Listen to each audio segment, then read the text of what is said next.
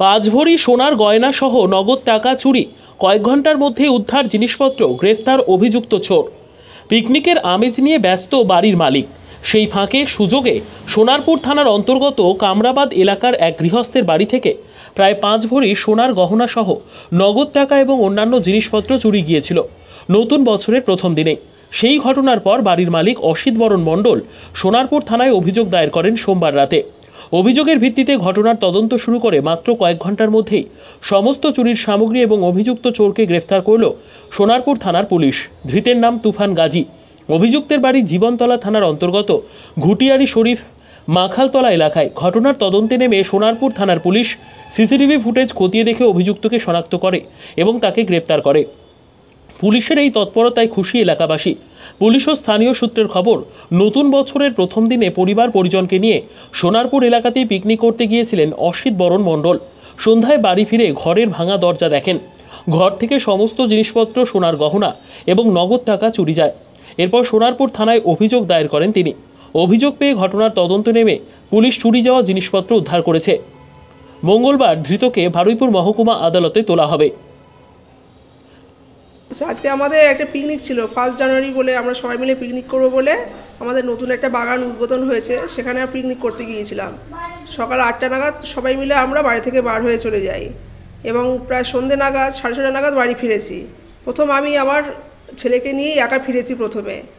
প্রথমে লকার দরজা গেট ফেট খুলে আমি ঘরে ঢুকলাম। ঘরে ঢুকে দেখি না সব ঘরে আলো জ্বলছে। আমরা আলো জ্বলে যাইনি, আমরা সকালবেলা যেহেতু গিয়েছিলাম, দেখি না সব ঘরে আলো জ্বলছে।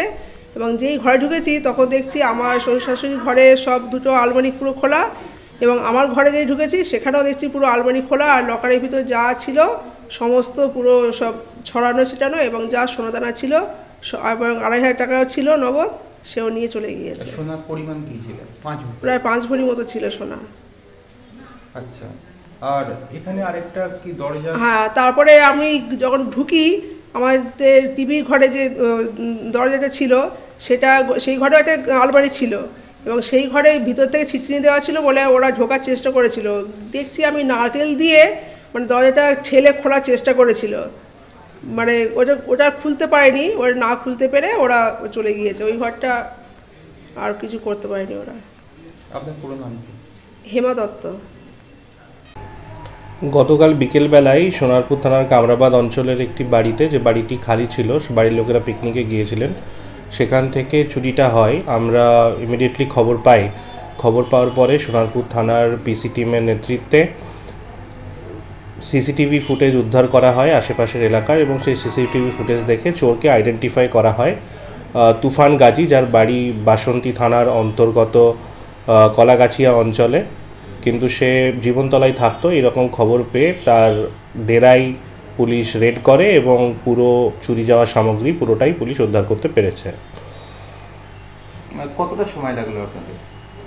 ইমিডিয়েটলি উইদিন 4-5 ঘন্টার মধ্যেই পুলিশ আসামিকে আইডেন্টিফাই করে এবং তারপরে জীবনতলায় রেড করে পুরো সামগ্রী, চুরি যাওয়া সামগ্রী পুরোটাই উদ্ধার করতে পেরেছে। হ্যাঁ, ফার্স্টে নরেন্দ্রপুর, সোনারপুর এবং বারুইপুর থানায় ওর বিরুদ্ধে চুরির কিছু অভিযোগ ছিল এবং কিছু কেসও আছে। মাঝখানে ও রিহ্যাবিলিটেশনে ছিল, তারপরে আবার এই চুরিটি ও করেছে।